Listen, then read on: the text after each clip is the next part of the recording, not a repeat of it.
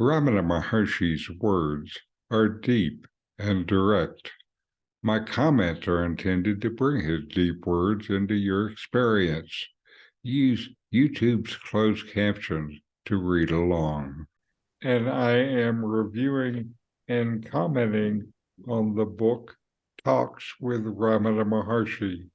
And we're on talk 108 now. Let me get to it. This talk to me was interesting because it happened while Yogananda was visiting Ramana Maharshi. It's not with Yogananda, but it's with his personal secretary. And he asked Maharshi, "How can I realize God?" And Maharshi replied, "God is an unknown entity and external.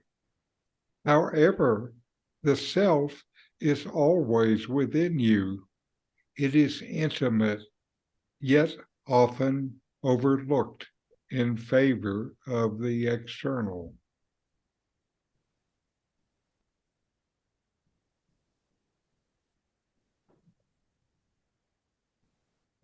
Now, I think this is interesting to me because Yogananda's personal secretary asked these questions to Ramana, and he was a close associate of Yogananda, who many saw as a spiritual teacher. I bet he had asked Yogananda and wasn't fully satisfied with the answer, so he wanted something more. His first question was the most basic. How can I realize God? Maharshi replied that God is often seen as an unknown external entity, whereas the self is always present within us as our most intimate and essential nature, always present and always known. Rather than trying to find God outside of ourselves, Maharshi advises focusing on the self, our self, which is always present and available for realization. Ramana says the self is always present within us as our most intimate and essential nature. So instead of looking outside, God is within you. Look for what is always within yourself.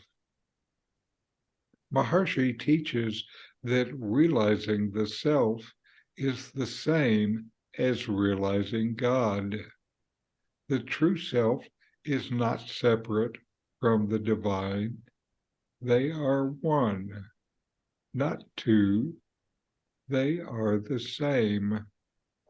Through self-inquiry and introspection, Maharshi encourages us to look inward and investigate the true nature of our self, which is the self, which is the same as the nature, the self of God. When you look outside yourself, you see the multiplicity of the world and things and ideas. When you look deeply within, there is only one. That one is the self. Advaita Vedanta emphasizes the non-difference of all things and the unity of the individual self, the Atman, and the universal self, Brahman. The ultimate goal of human life is to realize this unity. Self-inquiry and spiritual practice are ways to awaken this realization.